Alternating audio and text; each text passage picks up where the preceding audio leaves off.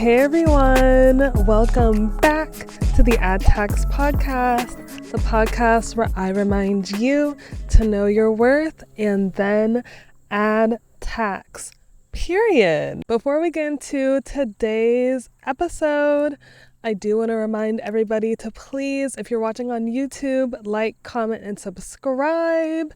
If you're listening on any of the other podcast platforms, please follow me. Leave a comment as well if that's an option. Leave a 5-star rating. And as always, if you have anything less than 5 stars to rate my podcast, please just move along. I don't care. I do not care. Also, just want to again plug the Add Tax Affirmations page.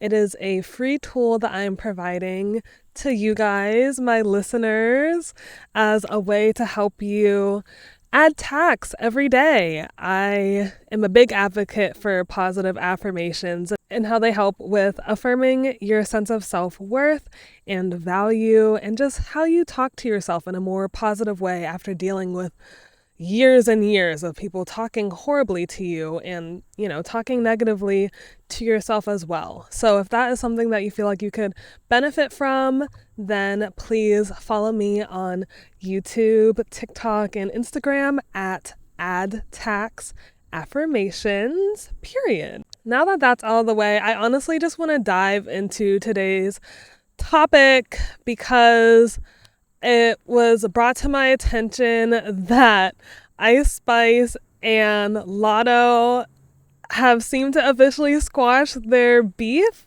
So yay for that, because we love women not beefing. We love everybody getting along. And as a result, they have released a new song and music video, and the song is titled Gyatt. And so I had to Google it. So I'm going to read the Urban Dictionary definition of Gyatt. Gyatt is a word used by the W or L Twitch community to express their enthusiasm when they see a big butt. So, a term coined by men who objectify women and our body parts and over-sexualize them. The example that Urban Dictionary gives is, okay, so it's like a conversation. So, streamer, can we see your OOTD, which is outfit of the day? And then model does a 360. The chat goes, Gyatt! So that is where Gyatt originates from. A bit of the backstory on Latto and Ice Spice's beef is that they have been beefing for some years, I believe, because of tweets back and forth, just sneak dissing each other, and then somehow Nicki Minaj was involved because, I don't know, somehow Nicki Minaj always gets involved.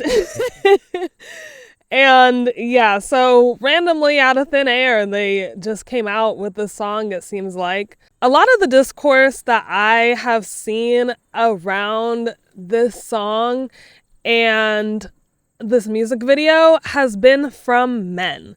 Like either male streamers reacting to it in gross ways, or a lot of men in the comments of the music video just thirsting like crazy. A lot of men on YouTube as well I've seen who are covering Ice Spice and Latto. So I've seen a couple of women giving feedback on it, but honestly not a whole lot. And the fact that these are two female rappers, I wanted to open the conversation to more women to talk about this because I think it's quite revolutionary and iconic when any two female artists have been beefing and then they make up. So I just haven't really seen, I've seen a handful of comments here or there, but the conversation is wildly and majority dominated by these thirsty streamer guys. So yeah, I just wanted to carve out a space for us women to talk about this and kind of what it means for the culture and just like different people's opinions on it and share my thoughts on it as well. And also, this is not for anybody to come on here and start bashing either of these women either. I personally, I do enjoy both of their music to an extent. Like, I think Ice Spice really ate on Barbie World and Deli. Like, those two songs had me in a chokehold for a minute. And obviously, Munch is so iconic. And then Latto, like, do I even have to say much more? Like, she's Latto. Like, she is one of the best rappers, male or female, but one of the best rappers in general out here right now. And she is a true testament of just like not giving up on what she wants. Like, she's been rapping since she was a kid. Like, she was literally made for this.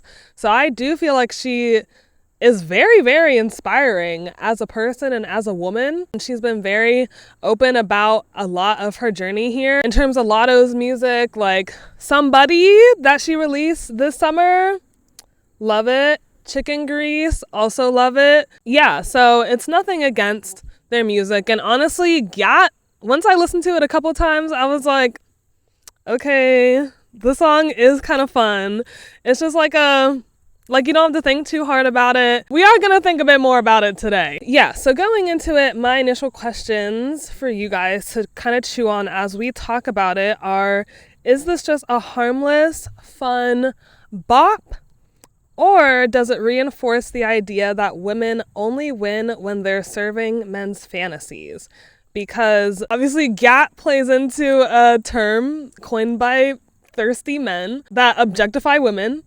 And then the music video also reinforces that idea of just like, it's very like just their butts, smacking butt, shaking butt, everything but.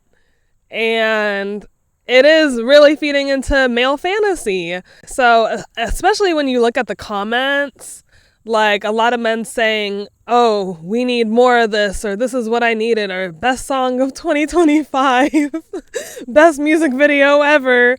And then even the reaction videos that I've seen, which are 99% men, and them literally like playing certain scenes in slow-mo and like pausing on certain things, and just like groups of men just sitting around just oogling and being like, wow, we need 10 albums from both of them. Like, we need more of this. But sadly, it's not because of the music. It's because of the visuals, in that it gives them something to thirst over. Just as a general note as well, we don't know the behind the scenes when it comes to like the labels, the execs that push this music and make these decisions at the end of the day, and the marketing teams that decide what is going to get released and what's going to get shelved.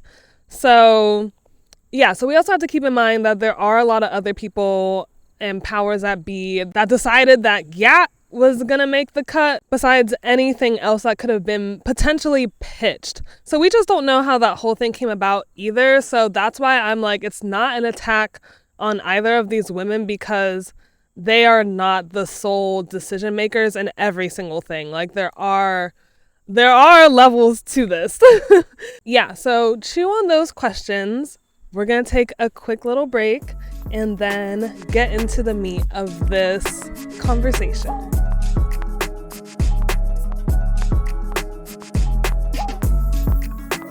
All right, we're back. So the first point that I want to hit is about the male-centeredness of it all. And that's basically just what I was describing earlier about how the majority of the comments and reaction videos and engagement around this single and around this music video is from men. I think that the response to this being majority from men does show us that the male gaze still dominates.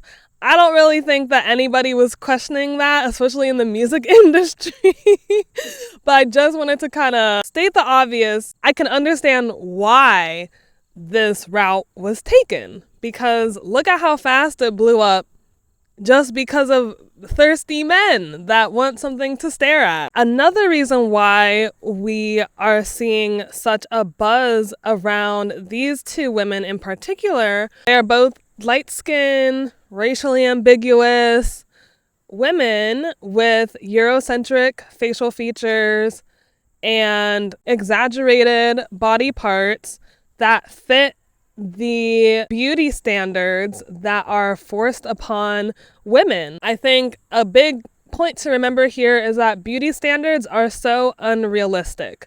Like 95% of women do not look like what society tells us is the beauty standard. Eurocentric features, big butt, big boobs, no waist, whatever. Like most women do not look like that because that's just unrealistic. It's literally thrust upon us so that we never feel like we're enough and that we're always feeding into the capitalist cycle of buying makeup products, paying for procedures that puts money in the pockets of predominantly male surgeons, and just feeling like we're not enough gives this capitalist society so many avenues to just suck money from us. So they really are just like taking energy away from us by making us feel like we're not enough and that we have to give them our time and energy obsessing over how we are ever going to look like these unrealistic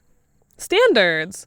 So, but because Ice Spice and Latto both fit the exact mold, of course they are going to be pushed in an industry that profits off of the same thing that I just explained, and that favors women that do fit the beauty standard. It's like a twofold thing. Like in one way, it does provide women the opportunity to gain more resources in terms of money and, success and all of that stuff.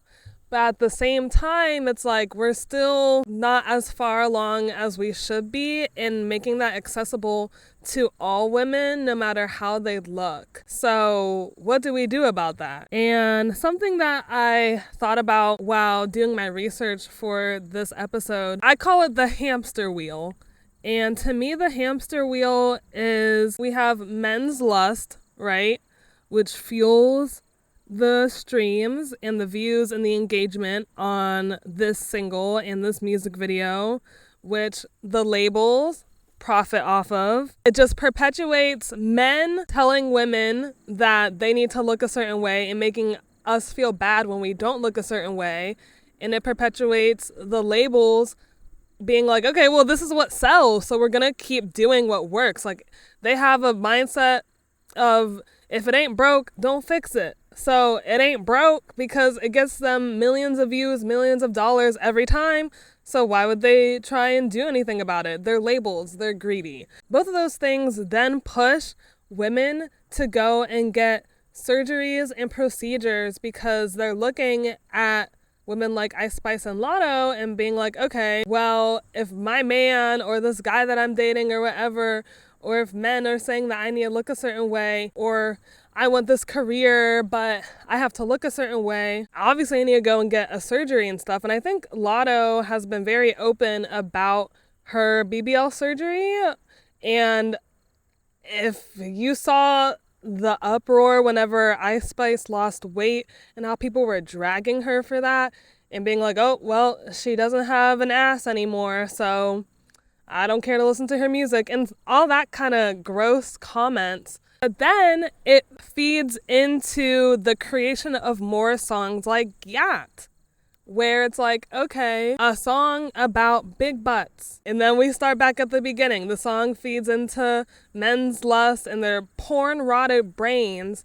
And then that feeds into the engagement, high levels of engagement, which feeds into the pockets of these labels, which feeds into the perpetuation of unrealistic beauty standards, which feeds into women getting surgeries and procedures and trying to fit a certain mold in order to either get or maintain success, which feeds into the creation of songs like Gyatt that feeds into the male lust. And it just keeps going. The bigger takeaway from me describing this whole hamster wheel thing is that it doesn't start or end with Gyatt.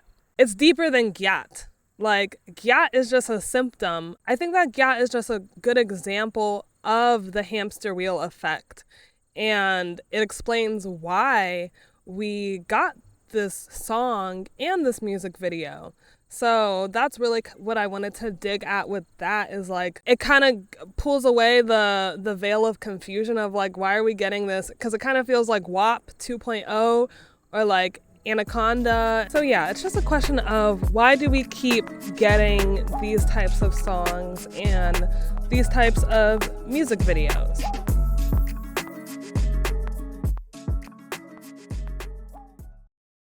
In closing, I do want to give credit because, again, it's not an attack on either of these women or saying, oh, they're not for women's empowerment. I don't know. I haven't listened to enough of their interviews, and I don't know the women personally enough to come to that conclusion. However, again, I think that Ice Spice did a great job with Munch and Barbie.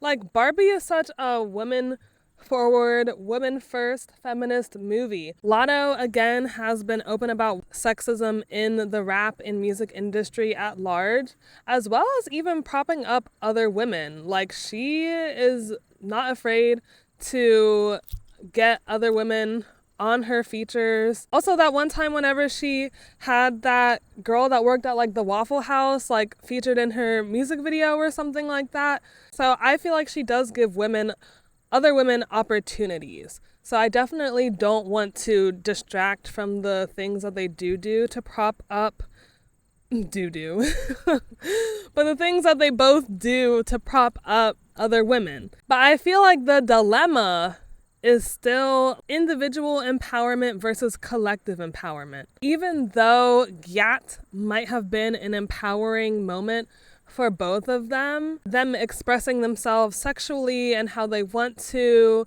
and I saw that they both have writing credits on the song. So it's not like they were out of the creative process entirely. I would like to give the benefit of the doubt that this was an empowering moment for both of them, again, because this was a chance to squash beef and show up in the public eye, as a strong force instead of divided. But then I also feel the tension of like, what does it do for women as a whole? Because again, we see the response of men just feeling so comfortable and emboldened to objectify women. Is there a way that this also empowers women as a collective?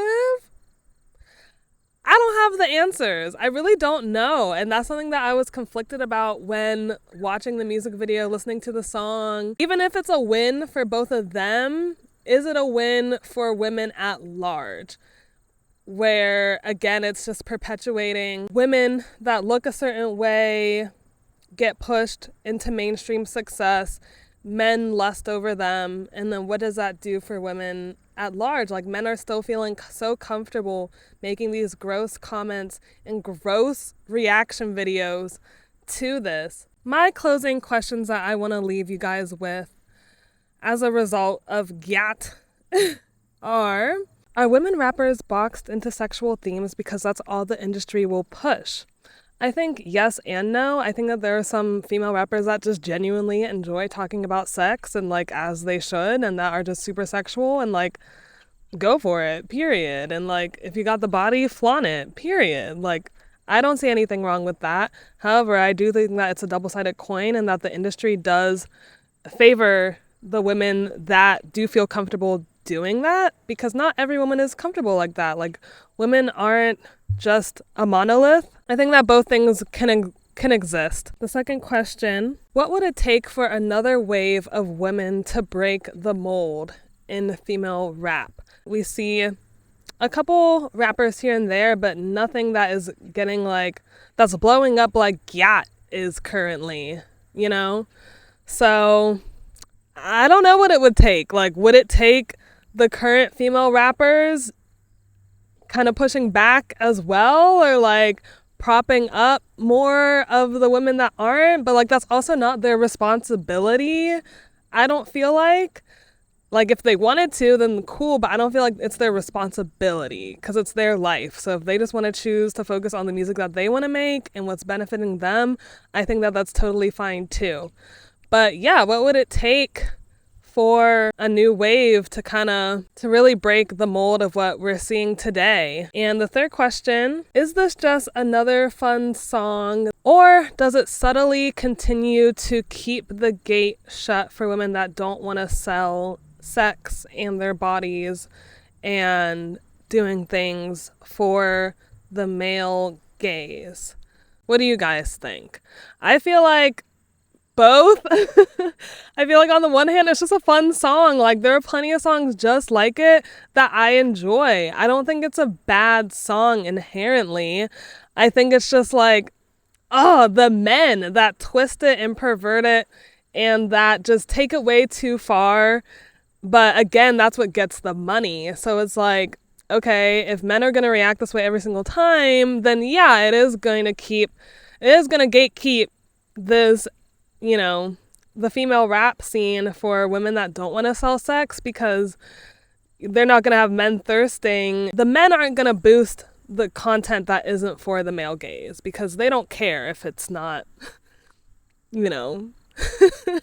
They're like, okay, you're not shaking your butt and like saying that I want that Gyatt, then why would I make a reaction video to it? You know what I mean? So sadly, there's a lot more men that are Gyatt enthusiasts than not. Again, this is not to bash Ice Spice or Latto. This issue is much bigger than both of them. I just think that Gyatt reminds, I've said Gyatt so many times this episode. I just learned this word yesterday. But like, Gyatt just reminds us of where we're at in female rap. And yeah, I don't have all the answers. I just wanted to come on here and make this episode a more conversational one, to just kind of, again, carve out a space for women to talk about it instead of it just being a bunch of men like, oh, again, big booty, light skins, me likey, you know. Oh, they're so gross. Yeah, but I don't know. I'm just curious, like, why does the fun in female rap almost always default to just like body parts and stuff? So I really want to hear what other women have to think about this. So please leave a comment no matter what platform you're watching or listening on. And yeah, make sure you follow me on my socials as well. Leave comments there. Like, I'm super curious to hear what you guys have to say on this topic, because when I tell you, I was searching high and low for a woman giving some kind of breakdown on this and I couldn't find it. So I'm just like, what do women think about this? What do we think about this? But yeah, I think that Gyatt is a fun song, but it does reinforce the harmful things in the music industry and society at large that, you know, women don't necessarily benefit from as a collective. But I do love that Ice Spice and Latto are no longer beefing. Don't forget to like, comment, and subscribe if you are watching on YouTube. And no matter where you tuned in for this week's episode, thank you. I appreciate you being here. I hope that everybody has a great rest of their day. And remember to know your worth and then add tax. Period. And I'll see you guys next week. Take it away, theme song.